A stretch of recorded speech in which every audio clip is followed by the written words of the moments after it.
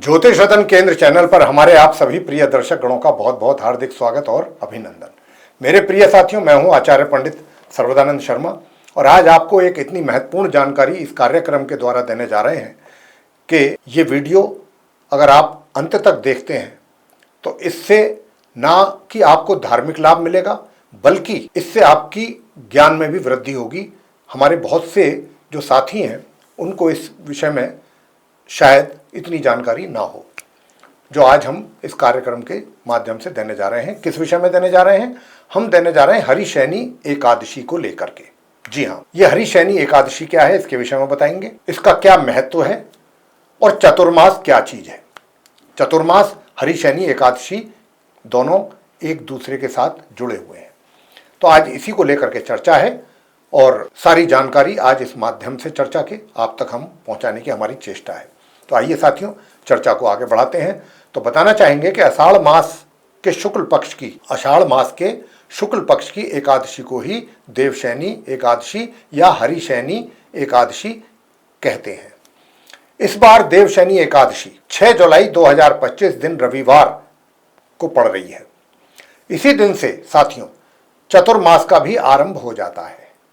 चतुर्मास के विषय में भी आपको आगे भी बताएंगे चर्चा के दौरान।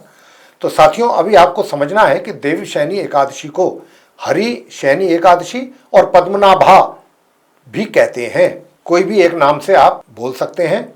सभी व्रतों में देवशैनी एकादशी बहुत ही श्रेष्ठ व्रत होता है।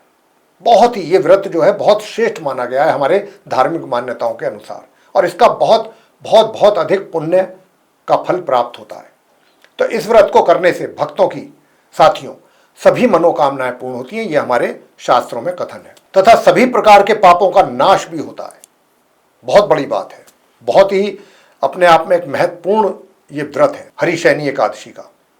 इस दिन भगवान श्री विष्णु जी की विशेष पूजा अर्चना करने का महत्व होता है, क्योंकि इसी रात्रि से भगवान का शयन काल शुरू होता है, यानी कि वो विश्राम करते हैं, सोते हैं। तो साथियों, इसी दिन से चतुर्मास यानी कि 4 माह, कहने का भाव ये है, चतुर्मास इसको इसलिए कहते हैं कि ये भगवान जो ठाकुर जी हैं, विष्णु भगवान हैं, वो इस दिन से लेके हरिशैनी एकादशी से लेके 4 महीनों तक विश्राम करते हैं। तो साथियों, अब की बार ये जो चतुर्मास जो है हरिशैनी से हमेशा प्रारंभ होते हैं ये चतुर्मास। तो इस बार जो है चतुर्मास 6 जुलाई 2025 से लेके 2 नवंबर 2025 तक रहेगा, क्योंकि 2 नवंबर 2025 को ही देव उठेंगे, यानी कि विष्णु भगवान जी विश्राम उनका समाप्त होगा। तो चतुर्मास में क्या करना चाहिए? चतुर्मास में तप यानी कि तपस्या, साधना और उपवास रखने से बहुत ही शीघ्रता पूर्वक फल की प्राप्ति होती है भक्तों को।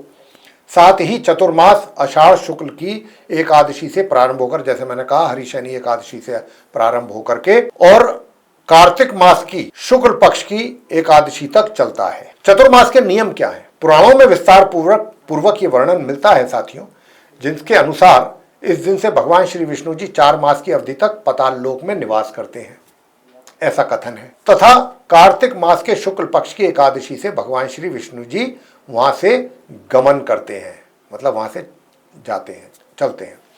और इसके पश्चात 4 माह के अंतराल के बाद जब सूर्य तुला राशि में उनका प्रवेश होता है, सूर्य का अपनी नीच राशि तुला में, तब भगवान विष्णु जी का शयन समाप्त होता है, उनका विश्राम पूरा होता है। तथा इस दिन की जिसको हम कहते हैं देव प्रबोधनी एकादशी या देवठान एकादशी के नाम से भी जानते हैं हम उसको, इस नाम से उसको जाना जाता है, जिस दिन उनका विश्राम समाप्त होता है, उनका शयन समाप्त होता है। इन 4 महीनों में जब तक भगवान श्री विष्णु जी क्षीर सागर की अनंत शैया पर शयन करते हैं, इसीलिए इस अवधि में कोई भी धार्मिक कार्य नहीं किया जाता है और कोई भी बड़ा शुभ कार्य नहीं किया जाता है। देवशैनी एकादशी व्रत की शुरुआत दशमी तिथि की रात्रि से ही हो जाती है। दशमी तिथि की रात्रि के भोजन में नमक का प्रयोग नहीं करना चाहिए साथियों। और अगले दिन तो साथियों इस दौरान जो व्रत या उपवास करने हैं उसके लिए हमको क्या विधि अपनानी चाहिए? प्रातःकाल उठें, स्नान करके व्रत का संकल्प करें और भगवान विष्णु जी की प्रतिमा को आसन पर आसीन कर उनका षोडशोपचार सहित पूजन करना चाहिए। षोडशोपचार मतलब होता है पूरे विधि विधान के साथ। पंचामृत से स्नान करके उसके पश्चात भगवान की धूप दीप पुष्प आदि से पूजा करनी चाहिए। भगवान को तांबूल पुंगी फल अर्पित करने के बाद मंत्रों के द्वारा उनकी स्तुति करनी चाहिए। चतुर्मास में मांगलिक कार्य निषेध है, जैसा मैंने अभी कहा भी है। साथियों, चतुर्मास के दौरान विवाह, शुभ विवाह जो होते हैं, मुंडन, जनेऊ संस्कार, गृह प्रवेश, इस प्रकार के जो बड़े मांगलिक शुभ कार्य हैं वो वर्जित होते हैं इन 4 माह में, चतुर्मास में। और क्यों होते हैं? क्योंकि भगवान श्री विष्णु जी जो हैं वो शयन मुद्रा में चले जाते हैं 4 महीने के लिए। उसके कारण कोई भी मांगलिक कार्य नहीं किया जाता है, क्योंकि हमारे शास्त्रों के अनुसार, ये भी बात समझने वाली है कि क्यों नहीं किए जाते हैं बड़े शुभ कार्य, क्योंकि हमारे शास्त्रों के अनुसार प्रत्येक शुभ कार्य में भगवान श्री विष्णु जी समेत हमारे सभी देवी देवताओं का आवाहन किया जाता है। इन महीनों में सूर्य, चंद्रमा और प्रकृति का जो तेज है वो बहुत कम हो जाता है, इसी कारण। तो साथियों, इसीलिए ये नहीं किए जाते हैं शुभ कार्य जो हैं, जो बड़े शुभ कार्य हैं उनको संपन्न नहीं किया जाता है। आपको बता दें कि हर 3 वर्ष में, देखिए 3 वर्ष में हर 3 वर्ष के बाद मलमास भी आता है, तो इसीलिए कई बार मलमास में भी ये कार्य नहीं किए जाते हैं। साथियों, जो लोग आषाढ़ी एकादशी का व्रत रखते हैं, यानी कि हरिशयनी एकादशी का, उन्हें दिन में केवल एक समय ही भोजन करना होता है। अगले दिन पारणा काल के दौरान भोजन ग्रहण करके व्रत को तोड़ा जा सकता है। आषाढ़ी एकादशी व्रत से जुड़ी पौराणिक कथा भी है, बहुत मशहूर कथा है। जैसे कि राजा का नाम मंधाता था। कथा के अनुसार उसके राज्य में समृद्धि बहुत अधिक थी और सारी प्रजा उससे बहुत अधिक प्रसन्न थी। लेकिन एक समय ऐसा भी आया कि जब उसके राज्य में अकाल पड़ गया, यानी सूखा पड़ गया। यह देखकर राजा इस समस्या के समाधान के लिए ऋषि अंगिरा के पास गए। उन्होंने राजा को इस समस्या से निपटने के लिए आषाढ़ मास की एकादशी का व्रत रखने की ही सलाह दी थी। राजा ने अपने देश लौटकर अपनी प्रजा को ऋषि अंगिरा जो थे उनकी बताई हुई बात का पालन करने के लिए कहा। सभी को कहा, पूरी प्रजा को। प्रजा ने व्रत रखा और भगवान विष्णु जी से प्रार्थना की। भगवान लोगों की भक्ति से प्रसन्न हुए। प्रसन्न होने के बाद फिर राज्य में उनकी कृपा से वर्षा हुई और राज्य की प्रजा को समस्या से भी छुटकारा मिल गया। तब से आषाढ़ी एकादशी को भगवान विष्णु जी की पूजा के लिए सबसे पवित्र दिन माना गया है और बहुत महत्वपूर्ण माना गया है। वैसे आपको ये भी बता दें कि एकादशी जो है चंद्रमास की 11वीं तिथि को कहते हैं। प्रत्येक चंद्रमास में 2 एकादशी होती हैं, जिनमें से एक शुक्ल पक्ष में और दूसरी कृष्ण पक्ष में आती है।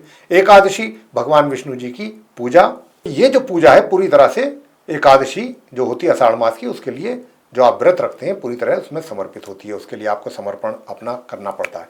और ये आषाढ़ मास के शुक्ल पक्ष में आने वाली एकादशी को आषाढ़ी एकादशी के नाम से, जैसा मैं बता भी चुका हूँ चर्चा के दौरान, इसको जाना जाता है। इसे हम देवशयनी एकादशी, पद्मनाभा एकादशी और देवपोधी एकादशी, महा एकादशी, हरिशयन एकादशी, अन्य अलग अलग नामों से भी जानते हैं।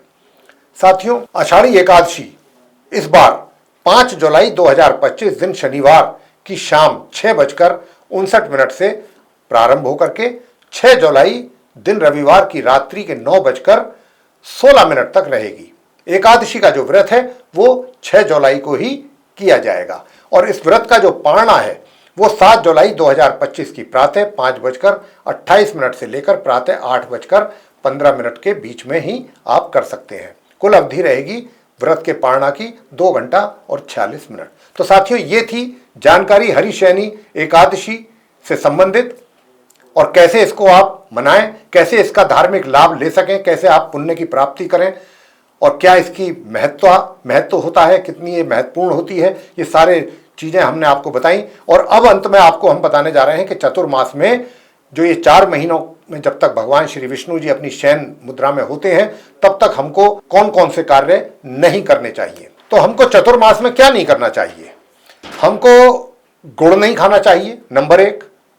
नंबर 2, दीर्घायु या पुत्र या पौत्र आदि की प्राप्ति अगर आप चाहते हैं, दीर्घायु चाहते हैं अपनी, या अपने लिए पुत्र चाहते हैं, या अपने लिए पौत्र आदि की प्राप्ति करना चाहते हैं, तो उसके लिए तेल का प्रयोग बिल्कुल ना करें, किसी भी प्रकार के तेल का, ना खाने में, ना शरीर पे लगाने में, ना वैसे किसी तरीके से।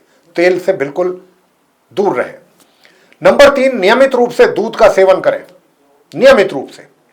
नंबर 4, शहद, मूली, परमल और बैंगन इत्यादि की सब्जी नहीं खानी चाहिए, इनसे परहेज रखना चाहिए इन 4 महीनों में। तो ये अगर आप ऐसा करते हैं, इन नियमों का पालन करते हैं, तो निश्चित रूप से आपको, और उपवास रखते हैं, पूजा करते हैं विधि विधान के साथ, तो इसका आपको बहुत ही पुण्य और अच्छे शुभ फलों की प्राप्ति होती है और आपकी सारी मनोकामनाएं प्रभु पूर्ण करते हैं। तो साथियों, हम आशा करते हैं कि ये चर्चा आपको पसंद आई होगी। अगर आपको ये चर्चा पसंद आई है तो आप हमारे वीडियो को लाइक करें। चैनल भी अगर अभी तक आपने हमारा सब्सक्राइब नहीं किया है तो चैनल को भी सब्सक्राइब जरूर कर लें। अधिक से अधिक मात्रा में आप हमारे वीडियो को शेयर करें ताकि दूसरे लोग भी इस महत्वपूर्ण जानकारी का लाभ ले सकें। और अगर आप चाहते हैं कि आने वाले दिनों में जो भी वीडियोस हमारे एस्ट्रोलॉजी के भिन्न भिन्न टॉपिक्स पे बनते हैं वे भी सब एक एक करके आप तक पहुँचें और आप उनका भी समय समय पर लाभ ले सकें, तो फिर आप बेल आइकन दबाना ना भूलें। इसी के साथ अब हम इस चर्चा को समाप्त करेंगे और अपने आप सभी प्रिय जो दर्शक गण हैं उनसे लेंगे इजाजत। आप सभी का सहृदय बहुत बहुत धन्यवाद। जय माता दी।